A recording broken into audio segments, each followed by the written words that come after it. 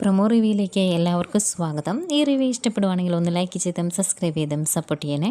അപ്പം നയനെ ഓപ്പറേഷൻ തിയേറ്ററിലേക്ക് കയറ്റി എല്ലാ കാര്യങ്ങളും ചെയ്ത് കിടത്തിയേക്കുന്നു. അതുപോലെ നമ്മുടെ ദേവ്യാനെ ഓപ്പറേഷൻ തിയേറ്ററിലേക്ക് കൊണ്ടുപോകുന്നുണ്ട്. ആകെ വിഷമത്തിലാണ് ആദർശും ജയനും എല്ലാവരും. ഏതായാലും ഈ സമയം ഇത്രയും നാളും പറയാതിരുന്ന നമ്മുടെ കനകയുടെ വാ തുറന്നു. കനക എല്ലാ കാര്യങ്ങളും വ്യക്തമായിട്ട് ആദർശിനോട് പറയുന്നുണ്ട്. ഓപ്പറേഷൻ കഴിഞ്ഞതിന് ശേഷം നയന് മോളെ ഞാൻ എൻ്റെ വീട്ടിലോട്ട് കൊണ്ടുപോകും. അനന്തപുരിയിലെ ഒരു അംഗത്തെ പോലെ തന്നെ അവൾക്ക് എന്ന് ജീവിക്കാൻ കഴിയുന്നോ അന്ന് ഇനി അവളെ ഞാൻ തിരിച്ചു വിടുകയുള്ളൂ എന്ന് കനക ആദർശിനോട് പറയുന്നുണ്ട്. ഇതെല്ലാം കേട്ട് ആകെ സങ്കടത്തിലാകുന്നുണ്ട് ആദർശ്. എന്ത് ചെയ്യണമെന്നറിയില്ല. പിന്നീട് വിവരങ്ങൾ അറിയുന്ന മുത്തശ്ശനും മുത്തശ്ശിക്കും അതുപോലെ നമ്മുടെ കനകയ്ക്കും ഒക്കെ ഭയങ്കര സങ്കടമാണ് നയനയുടെ കാര്യം ഓർക്കുമ്പം.